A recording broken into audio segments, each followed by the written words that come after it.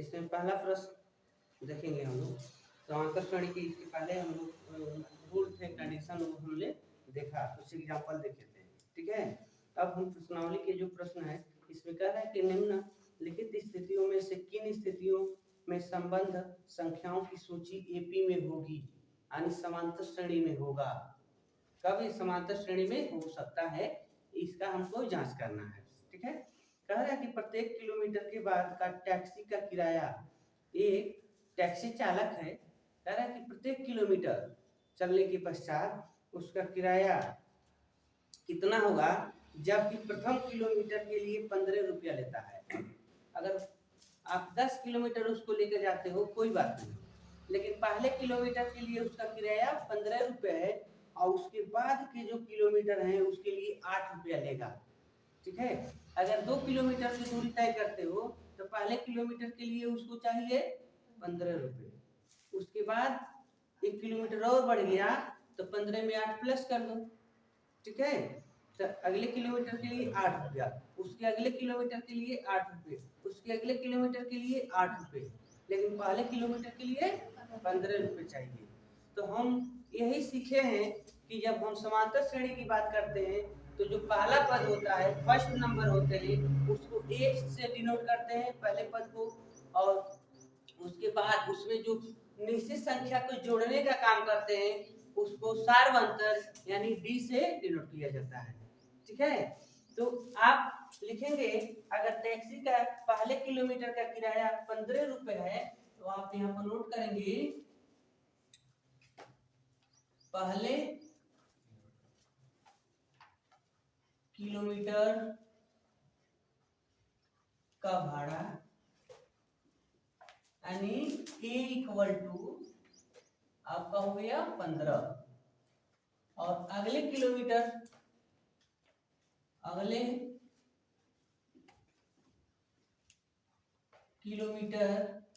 यानी कह सकते हैं सार्वअंतर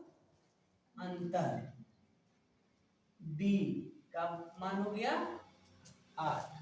अगले 1 किलोमीटर चलेगा तो 8 रुपया ना लेगा, तो उसको डी आप ले लेंगे और पहले किलोमीटर का 15 रुपया जो है उसको आप ये रख लेंगे। और इसे आप श्रेणी जानते हैं, एपी में जो श्रेणी आपको बताया गया था,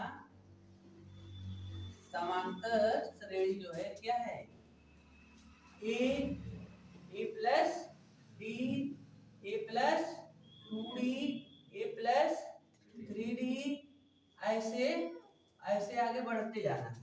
यही ना है श्रेणी, हमारा समांतर श्रेणी के पद होते हैं। तो अब नंबर पुट कर दो, ए के स्थान पर 15, पुनः 15 प्लस डी का मान 8, 15 प्लस 2 गुणे डी का मान 8, 15 प्लस 3 गुणे डी का मान 8, मतलब ऐसे बढ़ते जाना ऐसे। ठीक है, तो आपको श्रेणी मिल गई बाबू, 15 प्लस 15 और 8 जोड़ लीजिए 23, कितना हो गया, प्लस नहीं लगाना है बीच में, यहाँ 15 और 8 दूनी 16, तो 16 15 31, उसके बाद 8 3 के 24 और 15 जोड़ लीजिए 39, कितना हो गया 39। ऐसे ही आगे का भी नंबर मिलता जाएगा। यह किसमें हो गया, एपी में। आपका यही क्या हो गया, सॉल्यूशन हो गया, समांतर श्रेणी प्राप्त हो गई। ठीक है, यानी 1 किलोमीटर गया तो भाड़ा 15 रुपया देना है, 2 किलोमीटर जाएगा तो 23 रुपया देना है, अगर 3 किलोमीटर गया तो 31 रुपया देना है, 4 किलोमीटर गया तो 39 रुपया देना है, ऐसे 5 किलोमीटर चला जाएगा तो इसमें 8 और प्लस कर लो ना, 8 और जोड़ लेंगे तो कितना हो जाए 47 रुपया देना होगा। ठीक है, तो ऐसे उसका भाड़ा बढ़ता जा रहा है और ये आपका एपी में प्राप्त हो गया। यही कह रहा था प्रश्न कि इसको समांतर श्रेणी में कैसे लिख सकते हैं ये बताइए। ठीक है, इसका दूसरा जो है, दूसरा प्रश्न कह रहा है कि किसी बेलन में उपस्थित हवा की मात्रा जबकि वायु निकालने वाला पंप प्रत्येक बार बेलन के शेष हवा का 1/4 भाग बाहर निकालता है, तो इसको समांतर श्रेणी में बताओ। अब देखो, एक बेलन है हमारे पास, एक सिलेंडर है, ऐसे हमारे पास एक पंप क्या है हमारे पास, एक सिलेंडर है, ठीक है, ऐसे सिलेंडर है, गैस सिलेंडर है। अब यहाँ पर ये यहाँ से हवा भरा जाएगा, निकलेगा भी, ठीक है, ठीक है, सिलेंडर है तो इसमें हवा भरी गई है, तो कह रहा है कि इसमें एक राउंड में मतलब इसमें जितना हवा है उसका 1/4 हवा निकलता है। फिर से दूसरे राउंड में उसमें जितना भी सिलेंडर में हवा बचा हुआ है तो उसका 1/4 निकलता है, जितना बचा रहेगा पुनः 1/4 निकलेगा। तो बताओ ये समांतर श्रेणी में लिखे तो इसको कैसे लिख सकते हैं, ठीक है। तो आप लिखेंगे कि माना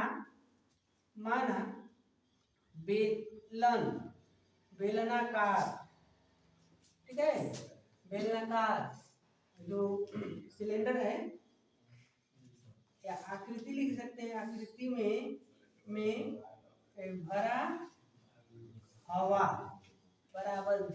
कितना हवा इसमें भरा है V, मतलब सिलेंडर का आयतन जितना है उतना हवा भरा हुआ है, ठीक है।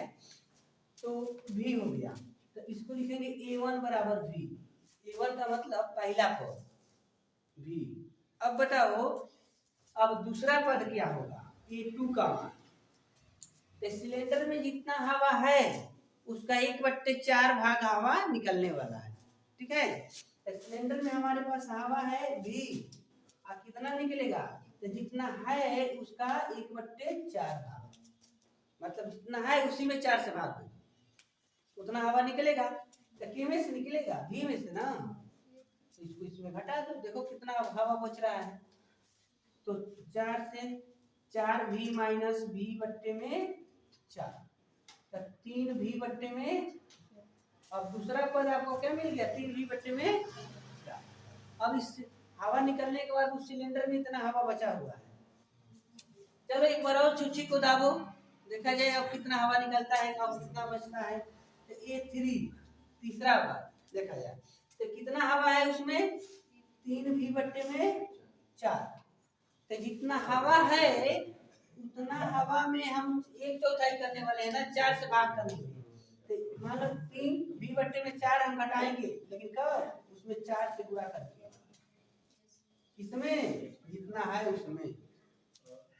दोनों का हर बराबर नहीं है, यह 16 है यह 4 है, इसमें हम नीचे ऊपर 4 से गुणा करेंगे तो ऊपर हो जाएगा 12V और नीचे हो जाएगा 16, यह भी 16 हो गया, यह भी 16 माइनस 3V, घटाओगे तो हो जाएगा 9V बट्टे में 16। अब तीसरे राउंड में इतना हवा बचा है। अब अगर और जानना चाहते हैं कि इसके बाद क्या नंबर आएगा, तो जितना हवा बचा है उसको लेकर आओ 9V बट्टे में 16, इसी में 9V बट्टे में 16 घटा देना है, अब 4 से गुणा करके, क्योंकि जितने बार चुच्ची को दाबोगे जितना हवा है उसका 1/4 निकल जाएगा, ठीक है। 1/4 का मतलब अगर 4 एक रोटी है और 4 भाग में काट दो तो 1/4 है, मतलब एक टुकड़ा खा लो तुम, तुम्हारा हिस्सा है, ठीक है। तो उसी तरह से यहाँ पर हो गया बाबू। अब इसमें फिर से अभी देखो 16 चौके 64 है और इसका हर 16 है, तो इसमें 4 से नीचे ऊपर गुणा कर दो तो ऊपर हो जाएगा 9 चौके 36 भी, और नीचे 16 चौके 64, एक के हर लिख लेंगे 64 माइनस 9, तो घटाओगे तो कितना होगा 27V बट्टे में 64। आप यहाँ लिख दो श्रेणी, श्रेणी हमको जो मिल रहा था समांतर श्रेणी क्या है, A1 A2 A3 A4 ऐसे यहाँ लिख रहे हैं, क्योंकि हम B के अकॉर्डिंग नहीं ना सवाल लगाए हैं। A1 का मान मिला है हमको B, यहाँ पर है 3V बट्टे में 4, उसके बाद है 9V बट्टे में 16, उसके बाद है 27V बट्टे में 64, ऐसे बढ़ता जाएगा। या ऐसे लिख सकते हो V 3V बट्टे में 4 या 3/4V, या इसको 3/4 का स्क्वायर, हाँ, और बगल में V, इसको लिख सकते हैं 3/4 का क्यूब और V, भी। तो देखो 21 नंबर बना आ रहा है, उसका पावर 1 बढ़ता जा रहा है जी। यहाँ भी बना, यहाँ 3/4, 3/4 का 2, 3/4 का 3, इसके बाद क्या आएगा 3/4 का 4 घात, इसके बाद आएगा 3/4 के 4 घात और भी।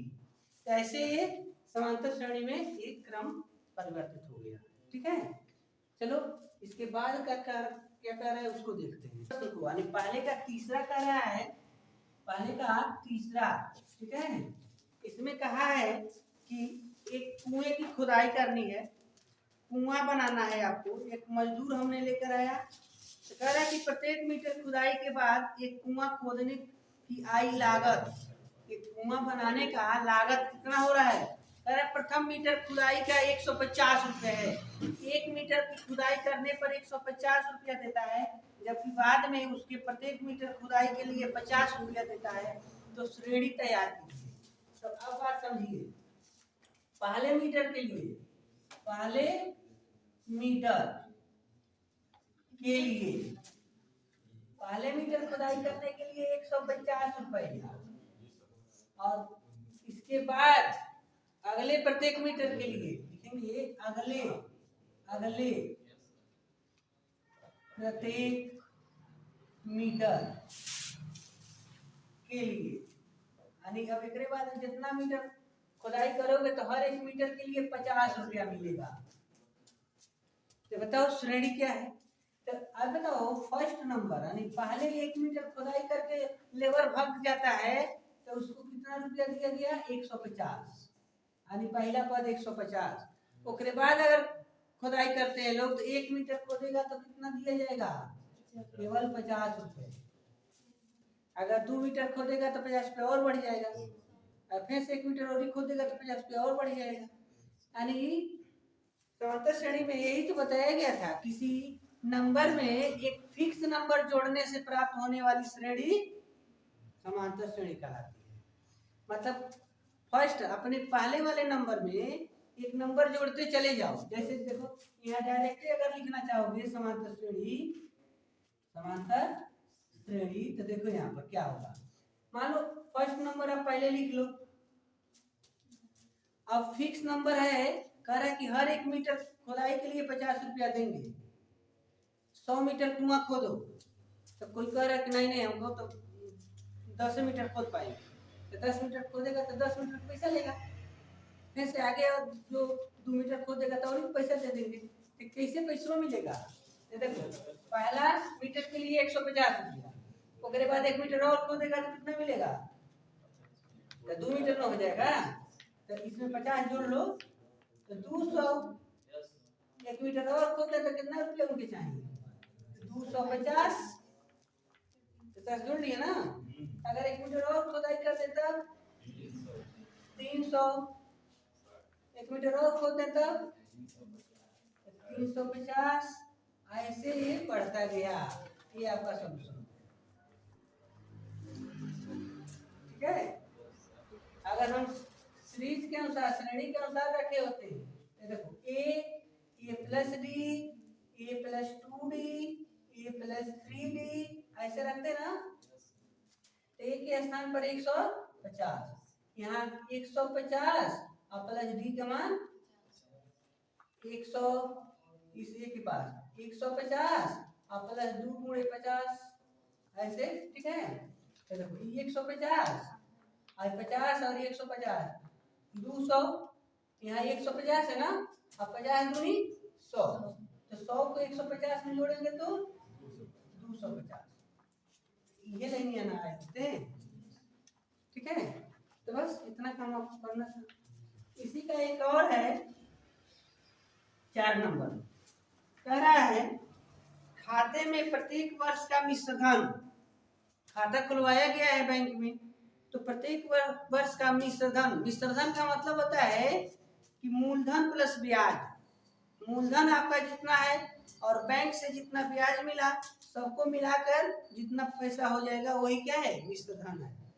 तो कह रहे खाते में मिश्र धन, जबकि 10,000 रुपये की राशि का 10,000 रुपये हम जमा किए थे, और उसका 8% वार्षिक दर से चक्रवृद्धि ब्याज जमा की जाती है। और देखो चक्रवृद्धि यानी ब्याज का ब्याज, मतलब पहले वर्ष का हम 10,000 का ब्याज दे देंगे। तो अब जितना 10% 8% ब्याज देंगे 10,000 का, तो मूलधन हो जाएगा। उसके बाद अगले साल भी हम उसका ब्याज देंगे, फिर से अगले साल भी उसका हम ब्याज देंगे, ऐसे पैसा बढ़ता जाएगा। ठीक है, तो चलो हम पता करते हैं कि कितना हम पैसा दे रहे हैं। पहले समझो, मूलधन कितना है हमारे पास, मूलधन कितना है बाबू, मूलधन है 10,000। हमने पहले साल में कितना रुपया लिया बैंक से, 10,000। 10,000 उससे लिए हैं। चलो ठीक है, ब्याज इधर क्या है, कौन परसेंट ब्याज लेना है, 8%। 8% हमको ब्याज देना है हर वर्ष। ब्याज है वार्षिक, वार्षिक ब्याज है। ठीक है, चलो पता करते हैं कि अब हम कैसे पैसा उसको देंगे। तो पहले वर्ष में देखो 10,000 और 10,000 के ब्याज निकालो, देखा जाए। मिश्रधन का सूत्र क्या है, यहाँ लिख देते हैं। मिश्र धन बराबर होता है मूलधन पुस्तक में 1 प्लस दर बट्टे में 100 पावर समय। ठीक है, या ऐसे लिख देते हैं P1 प्लस R बट्टे में 100 के पावर n। ठीक है, अब बताओ, अगर इसको हम लिखें तो उसको पैसा कितना दिए, लिए थे उधार 10,000। अब ब्याज मिला के विसर्जन कितना हो रहा है, 1 प्लस R के जगह पर 8 बट्टे में 100। पहला साल की बात हो रही है ना, तो n की जगह पर लिखेंगे 1। ठीक है, दूसरे साल का मिश्रधन अगर निकालना है तुमको, नहीं हम एक ही बार 2 साल के पैसा दे, 10,000 1 प्लस 8 बट्टे 100 के पावर 2। पावर 2 कर दिया का मतलब 2 साल का हो गया। 3 साल के देखो, तो 10,000 1 प्लस 8 बट्टे 100 के पावर 3। ऐसे 4 साल के करोगे तो पावर 4, 5 साल के करोगे तो पावर 5, ऐसे एक बढ़ता जाएगा। तो आपका श्रेणी मिल गई। ठीक है, इसके लिए महत्वपूर्ण ही था कि आपको ये फॉर्मूला याद होना चाहिए। ठीक है, इस तरीका से जो पहले में 4 प्रश्न दिए गए थे ताकि आप श्रेणी तैयार करिए, तो हमने तैयार कर दिया। इसके बाद अब अगला प्रश्न देखेंगे। प्रश्न नंबर 2 में क्या कहता है, बहुत आसान प्रश्न है, पहले इसको लिखेंगे।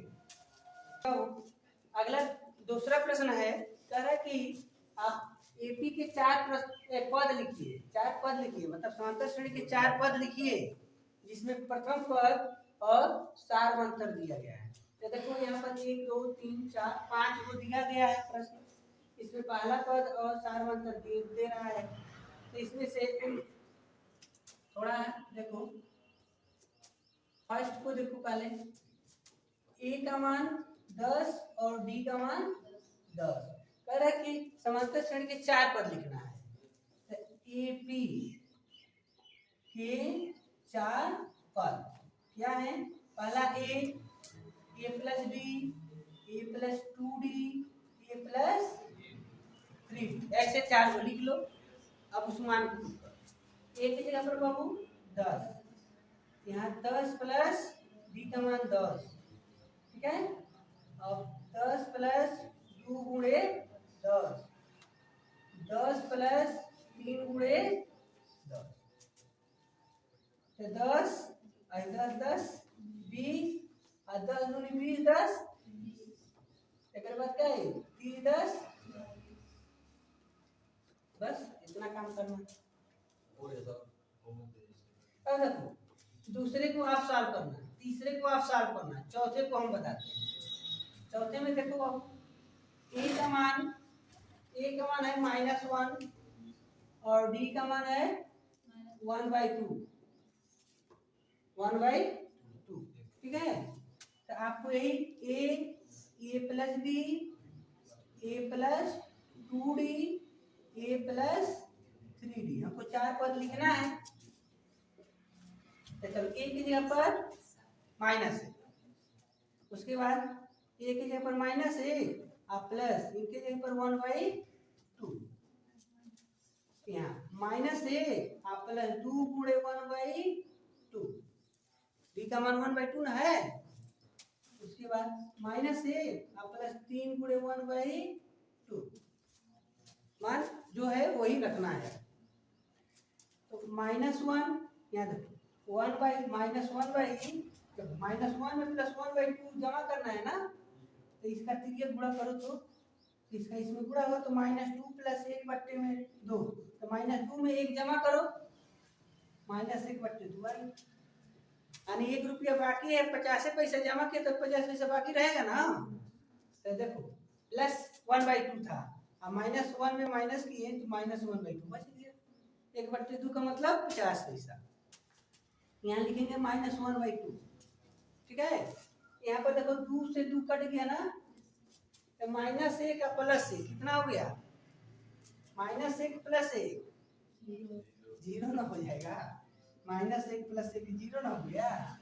अब उसके बाद चलो, उसके बाद क्या है, उसके बाद है -1 + 3/2, -1 + 3 एकम 3/2 पूरा कर लिए। अगर नहीं ना बराबर है तो इसको हम क्रॉस पूरा करेंगे, तो -2 + 3/2, तो इसको इसमें घटा दो 1/2, यहाँ हो गया 1/2। इस तरीके से 4 पद हमको प्राप्त हो गए।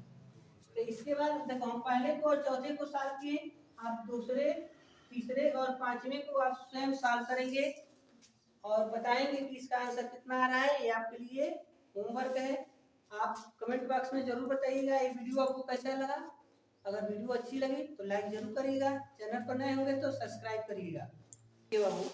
तीसरा प्रश्न क्या कहता है, तो इसमें अभी इसके पहले जस्ट दूसरे में कह रहा था कि ए की वैल्यू दिया था और डी की वैल्यू दी थी, कह रहा था कि आप एपी ज्ञात कीजिए, समांतर श्रेणी ज्ञात कीजिए। बट यहाँ पर क्या कह रहा है कि आपको श्रेणी दी गई है, ठीक है, समांतर श्रेणियां दी गई है। इसमें से बताइए प्रथम पद क्या है, ए की वैल्यू क्या है और डी का मान क्या है, सार्वंतर अनुपात या सर्वानुपात या सार्वंतर कॉमन डिफरेंस क्या है, ये बताना है। तो बहुत अच्छा है, एक नंबर पे इस टाइप के क्वेश्चन पूछे जाते हैं। अगर सॉल्व करते हैं तो पहले प्रश्न को देखो, पहले में दिया है 3 1 -1 -3, ऐसे एक श्रेणी है आपकी। तो इसमें से कह रहा है प्रथम पद की बात करिए, प्रथम पद यानी ए की वैल्यू, तो जो सबसे आगे रहता है वो ए के मान है, प्रथम पद। लेकिन थोड़ा सा डी, जो डी का मान निकालते हैं सार्व अंतर, तो क्या बताए थे T2 - T1, यानी ऐसे लिख सकते हैं दूसरा पद माइनस पहला पद, ठीक है। तो दूसरा पद इसमें क्या है 1 है, 1 और माइनस पहला पद क्या है 3, तो माइनस करोगे तो क्या आ गया -2, ये आपका सलूशन हो गया। बस इतना थोड़ा सा काम करना था, ठीक है। दूसरे को देखो, दूसरे में क्या कह रहा है कि फर्स्ट टर्म क्या है उसमें, फर्स्ट टर्म यह हो गया जो देखते हैं बाबू, तो -5 -1 3 7 ऐसे, ठीक है बाबू, गुड। यहाँ पर देखो फर्स्ट टर्म क्या है, प्रथम पद हो गया -5, ठीक है। और डी की वैल्यू सार्वंतर यह है, तो आप लिखेंगे ना, ये ऐसे लिख सकते हो दूसरा पद माइनस पहला पद, दूसरा पद माइनस पहला पद। तो इसमें दूसरा पद क्या है -1, लिखेंगे -1 और माइनस लगाकर पहला पद क्या है -5, ब्रैकेट में लिखना है आपको, ठीक है। तो -1 अब माइनस माइनस +5 हो गया, क्योंकि ब्रैकेट टूटेगा तो प्लस हो जा रहे हैं, अब देखो प्लस 5 है, ज्यादा नंबर है, और ये 1, तो 1 को 5 में माइनस कर दो, 4 मिल जाएगा आपका, सर्व अनुपात आपका मिल गया। ठीक है, तीसरे को देखिए, तीसरे में 1/3, 5/3, 9/3, 13/3 ऐसे श्रेणी दी गई। तो इसमें अगर पहले पद की बात करें, पहला पद क्या है, 1/3। ठीक है, यहाँ चलिए मिस्टेक है, चलो। और सार्व अनुपात तो दूसरे पद फार्मूला यही है, दूसरा पद माइनस पहला पद। तो एक कोई जरूर है कि हमेशा दूसरा में हम पहले को घटाएंगे, कोई भी अगर इसमें हम इसको घटा देते हैं तब भी वही आंसर आएगा। कोई भी 2 नंबर खड़ा कर पकड़ लो, चलो हम इसको लेते हैं 9/3, जस्ट उसके आगे वाला 5/3। ठीक है, तब भी होगा, दोनों का हर बराबर है तो एक हर लिख लेंगे, और 9 - 5 यानी 4/3। ये आपका सलूशन हो गया, सार्व अनुपात मिल गए। देखो यहाँ पर चौथे में, चौथा का यहीं पर ना दिख रहा है, तो प्रथम पद क्या है, प्रथम पद 4 में 0.6 आगे है ना, और सार्व अनुपात हो गया 1.7 में हमको माइनस करना है 0.6। ठीक है, तो मान लो अगर माइनस करते हो तो 1.7 और 0.6 में ऐसे घटाना है, पॉइंट वाले में घटाएंगे। तो घटा के देखो अब 1 बच गया, आधा दशमलव 1 बच गया, यानी यहाँ पर 1.1 मिल रहा है। अगर कहो कि क्या है हमेशा ऐसा ही होगा, चलो इसमें इसको घटा के देखो वही मिल रहा है कि नहीं मिल रहा है, यानी तीसरे में यानी 2.8 में 1.7 घटाओ, तो यहाँ पर 1 बचेगा पॉइंट, यहाँ पर 1 बच रहा है, वही मिल रहा है। तो इस तरीके से आपको अगर कहता है प्रथम पद और सार्व अंतर ज्ञात करके बताइए, तो आपको ये करना होगा। ऐसा प्रश्न पूछता है तो विकल्पी प्रश्न में देगा आपको, यानी 1 नंबर के क्वेश्चन। ठीक है, जो 20 नंबर पूछे जाएंगे ना पेपर में, उसमें से एक क्वेश्चन ऐसा भी हो सकता है, इसलिए इसको भी आप ईमानदारी से पढ़ेंगे, सॉल्व करेंगे, और आगे के भी प्रश्न को सॉल्व करेंगे। अगला प्रश्न देखेंगे, नहीं देखते हैं, जो इम्पोर्टेंट है वो देखते हैं। अच्छा देखो, ये नहीं इम्पोर्टेंट। चलो देखते हैं अगला सवाल। कह रहा है कि अगर ये जो श्रेणी समान दी गई है तो जांच करो कि कौन कौन श्रेणियां हैं जो समांतर श्रेणी में है, ये समांतर श्रेणी में है कि नहीं है, और उसके बाद अगर समांतर श्रेणी में है तो सार्वंतर बताइएगा, और आगे के 3 पद बताइएगा।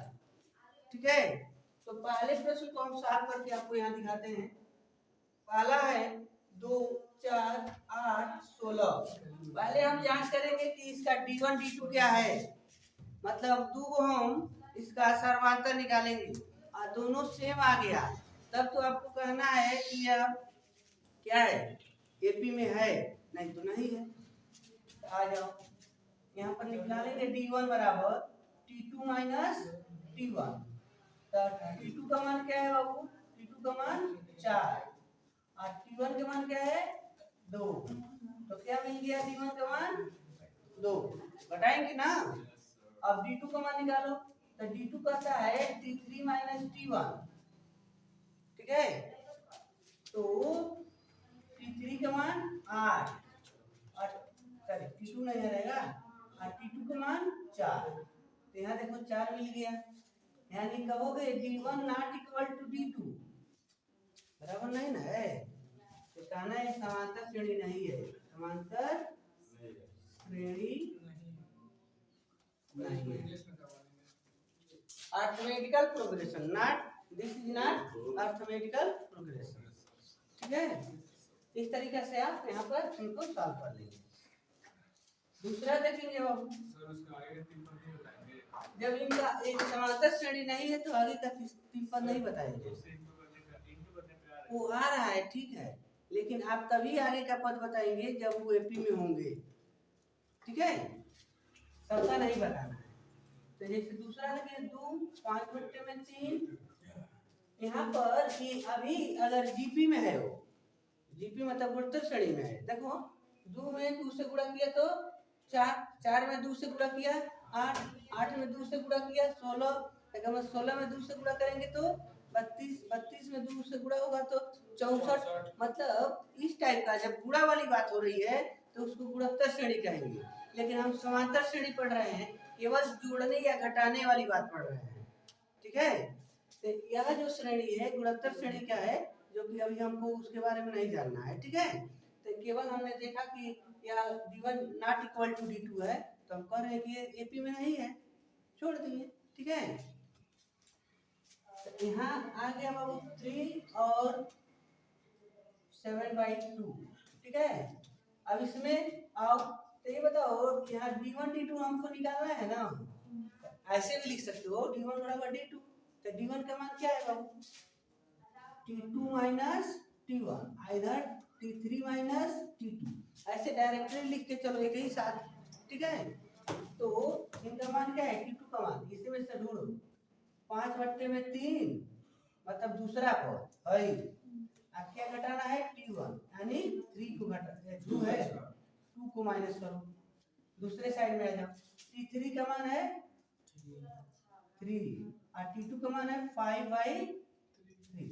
अब देखना है दोनों साइड इक्वल आता है कि नहीं आता है, दोनों इक्वल आ गया तब तो एपी में है, नहीं तो नहीं है। तो आ जाओ, इसका हर बराबर नहीं है, मतलब इस साइड में हर बराबर रहना चाहिए और इधर इस साइड में हर बराबर होना चाहिए।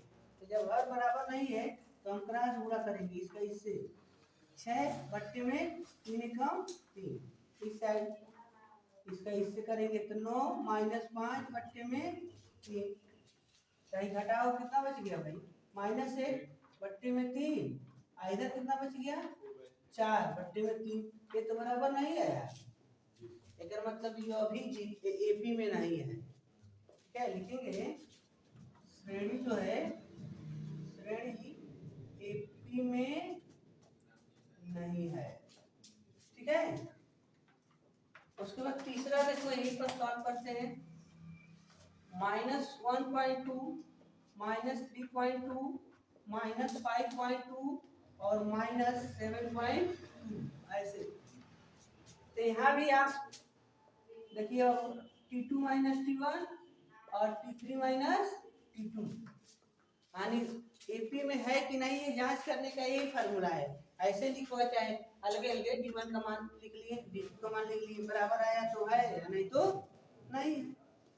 तो मान रखो t2 का मान है -3.2 और माइनस लगाएंगे, t1 का मान लिखेंगे, तो t1 का मान खुद माइनस में है और यहाँ माइनस है तो क्या हो जाएगा +1.2। इधर आ जाओ, t3 का मान क्या है बाबू, t3 का मान है -5.2 और माइनस इसमें करना है क्या t1 को, तो t1 कौन है -3.2, तो यहाँ माइनस है, आई खुद माइनस है, तो प्लस हो जाएंगे 3.2। अब माइनस करके देखो, यहाँ देखो -3.2 में 1.2 जोड़ना है, -3.2 में 1.2 को जोड़ना है, तो जुटेगा घट जाएगा, मतलब यह इतना रुपये उधार है किसी का और तुम्हारे पास 1.2 रुपया हो गया तो ले जाओगे उसको दोगे, तो जोड़ने का मतलब उधरवा में उतना जमा कर लेगा। अब बताएगा कि आपका ना बाबू 2 रुपया और उधार है, ना हो गया, यानी इसको इसमें घटा दिए और जो बचा माइनस में लिख लिए, ठीक है। तो यहाँ हो जाएगा -2.0, इस साइड में आ जाओ। अब देखो यहाँ 5.2 अब कितना जमा करना है 3.2, तो यहाँ भी 0 घटा रहे हैं, इसको घटाएंगे तो 2 बचेगा ना माइनस, तो यहाँ हो गया -2.0, दोनों साइड इक्वल आ गया, तो कहेंगे क्या ये समांतर श्रेणी है, ये समांतर श्रेणी है। अब इस समांतर श्रेणी है ना, तब जाकर इसका हम क्या करेंगे, अगला 3 पद ज्ञात करेंगे। आगे का 3 क्या है इसका, डी का मान -2 ये ना है, ये ना मिल रहा है। तो आ जाओ, मानो उसके बाद जो स्टेप लिखना है लिखना है, अगला 3 पद। तो बताओ इस श्रेणी में कौ पद दिया है, 1 2 3 4 पद दिया है। इसका मतलब हमको 5वां 6वां और 7वां पद निकालना है। तो हम आपको बताए थे कि अगर पहला पद तो a होता है, दूसरा पद a + d होता है, तीसरा पद a + 2d होता है, चौथा a + 3d। मतलब जब वह पद निकाल रहे हैं a में उसके एक कॉम d जुड़ रहा है, इसका कॉपी करना है। तो हमको कौन पद निकालना है भाई, 1 2 3 4 को दिया है, 5वां 6वां और 7वां। क्या 5वां पद को क्या लिखोगे, a + 4d, ठीक है। 6वां को a प्लस और a + 6d, इन्हीं तीनों का मान हमको बताना है। श्रेणी के अगला 3 पद निकालना है ना। और रखो a का मान क्या है, a का मान क्या है भाई, हम कौन सा इसको सॉल्व कर रहे हैं। a का मान क्या है, -1.2।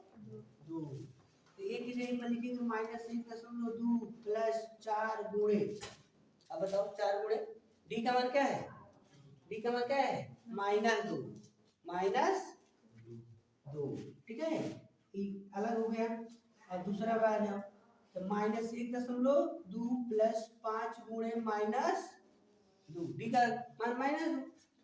अब इसका मान निकालना है, a का मान 1.2 + 6 गुणे -2, 6 गुणे d के जगह पर -2, ठीक है। तो लिखो -1.2 अब प्लस माइनस माइनस 4 2 8, इसको देखो -1.2 प्लस माइनस माइनस और 5 दूनी 10, -1.2 यहाँ भी होगा -6 2 12। जोड़ो भाई, दोनों माइनस है ना, तो जोड़ेंगे। 8 में 1.2 जोड़ोगे तो कितना हो जाएगा, देखो -1.2 में हम 8 जोड़ना है, तो मान लो इसके बाद कौन दशमलव का नंबर नहीं है तो 0 लिख लेंगे, और ये हो जाएगा 2 और पॉइंट -9, यहाँ लिखना है -9.2, इसका हो जाएगा 2 से 11.2, और इसका हो जाएगा 12 1 13.2। यानी आगे का जो हमको 3 पद निकालना था वो 3 पद मिल गया श्रेणी का। मान लो जैसे 1.2, 1 के बाद 3 3 2 5 5 2 7 7 2 9 है ना। इस तरीके से आगे का 3 पद मिल गया। अब इसके बाद हमको यह देखना है चौथे को, पहले आप इसको नोट कर लो। अब चौथे को देखेंगे, यहाँ पर दिया है -10 -2.2 और स्टार्ट। तो यहाँ हमको ये पता करना है क्या ये एपी में है कि नहीं है, समांतर श्रेणी में है कि नहीं है।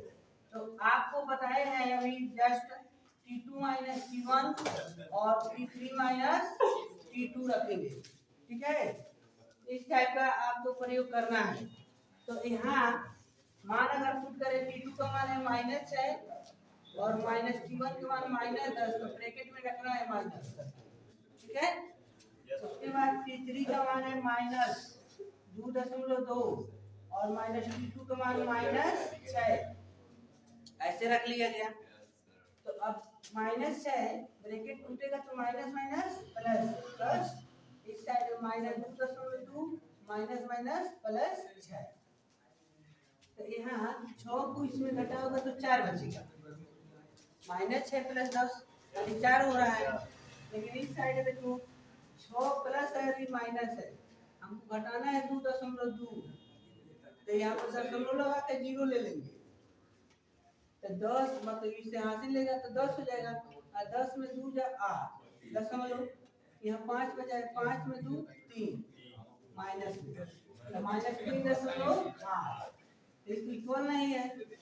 इसका मतलब है एपी में नहीं है, यानी यहाँ कहा जाएगा यह एपी में नहीं है। एपी मतलब समांतर श्रेणी में नहीं है, ठीक है। इस तरीका से हो गया। अब आप अगर देखते हैं तो क्वेश्चन नंबर 5 को देखो, कह रहा है कि 3 प्लस कड़ी में 2, 3 प्लस 2 कड़ी में 2, 3 प्लस 3 कड़ी में 2, ऐसे, ठीक है। देखो 3 प्लस कड़ी, खाली कड़ी का नंबर बढ़ रहा है, ठीक है। तो यहाँ T2 माइनस T1 और T3 माइनस T2, पहले हमको जांच करना है कि ये समांतर श्रेणी है कि नहीं है। तो T2 का मान क्या है बाबू, देखो कामा लगाए ना यार, तो दूसरा पद यही ना है। तो 3 प्लस कड़ी में 2 और माइनस क्या लिखेंगे, पहला पद T1 का मान, T1 क्या है 3, तो यहाँ 3 लिख दो, बराबर T2 का मान क्या है, तुम बताओ T2 का मान क्या है। हाँ सॉरी, T3 का मान तो यह ना है तीसरा पद, यानी 3 प्लस 2 कड़ी में 2। आप क्या घटाएंगे T2, तो T2 इसमें कौन है, T2 यह है। तो 3 प्लस कड़ी में 2 प्लस कड़ी, ब्रैकेट में क्या लिख रहे हैं, क्योंकि ब्रैकेट टूटेगा तो माइनस के नाते इनका चिन्ह बदलने वाले हैं। तो यहाँ देखो 3 प्लस कड़ी में 2 आई तो ठीक है, माइनस रह गया, लेकिन यहाँ देखो इनको ऐसे उतार लेंगे 3 प्लस 2 कड़ी में 2, लेकिन यहाँ जब ब्रैकेट टूटेगा तो -3 हो जाएंगे और एक प्लस माइनस हो जाएगा कड़ी में 2। क्या कट रहा है भाई, देखो यहाँ पर इससे यह कट गया पहले पक्ष में, पहले साइड, यहाँ बचा कड़ी में 2, इस साइड आ जाओ, तो यहाँ भी -3 +3 समाप्त हो गए। तो बच रहा है 2 कड़ी में 2 और माइनस कड़ी में भाई, ठीक है। तो इधर तो कड़ी में 2 बचा है, बराबर इस साइड देखो 2 कड़ी 2 में 1 कड़ी 2 घटा दो, कितना बचेगा, तो केवल बचेगा कड़ी में 2, यानी 1 कड़ी में 2। ये दोनों साइड इक्वल आ गया, और जब दोनों साइड इक्वल आ गया तो कहेंगे कि यह क्या है, एपी में है, यानी समांतर श्रेणी है। अगर समांतर श्रेणी है तो इसका अगला 3 पद हमको चाहिए, को पद दिया था 1 2 3 4 पद दिया था। तो अगर आप डायरेक्टली इसका 3 पद लिखना चाहते हो तो देखो नकल करो इसका, 3 प्लस कड़ी में 2, 3 प्लस 2 कड़ी में 2, 3 प्लस 3 कड़ी में 2, तो आगे हो गया 3 प्लस 4 कड़ी में 2, 3 प्लस 5 कड़ी में 2, 3 प्लस 6 कड़ी में, बस समझ गए। ऐसे इसका मान निकल जाएगा। तो लिख देंगे अगला 3 पद डायरेक्ट हम लिख दे रहे हैं। इसके बाद 3 प्लस 4 कड़ी में 2, 3 प्लस 5 कड़ी में 2 और 3 प्लस 6 कड़ी में, ऐसे आपका मान बनेगा। यह जो है ये आपको दिखने में लग रहा होगा कि एपी में नहीं है, देखो देख लो यहीं पर, इसको हल कर दे रहे हैं, T2 माइनस T1 और T3 माइनस T2। T2 का मान क्या है भाई 0.22 और T1 का मान है 0.2। इधर आ जाओ, यहाँ इनका मान है यह 0.222 माइनस इनका मान है यह 0.2, घटा कर देखो तो, यानी 0.22 में क्या घटाना है, 0.2 ना घटाना है, तो 2 के बाद 2 अंक है, इसको भी दशमलव के बाद 2 अंक बनाओ, तो यहाँ पर 0 अपने मर्जी से लिख लो। अब घटाओ 2, यहाँ पर 0, क्या बच गया 0.02। अब आओ इस साइड में देखा जाए, तो यहाँ लिखेंगे 0.222 और घटाना है 0.22। तो यहाँ पर तीसरा का कम हो रहा है तो आप 0 लिख लीजिए। तो यहाँ 2 बच गया घटाएंगे तो, लेकिन है 2 लोग 0 हो गए। ठीक बताओ इधर मिला 0.0022, दशमलव के 2 स्थान पर दूसरे स्थान पर है, आई तीसरे स्थान पर है, तो ये दोनों सेम नहीं है। आप कहेंगे कि यह बराबर नहीं है, इसलिए श्रेणी जो है एपी में नहीं है। ठीक है, इस तरीका से। इसके बाद और भी प्रश्न दिए गए हैं, इनको आप स्वयं सॉल्व करेंगे, ये आपके लिए होमवर्क होगा। आप कमेंट बॉक्स में बताइएगा ये वीडियो आपको कैसा लगा।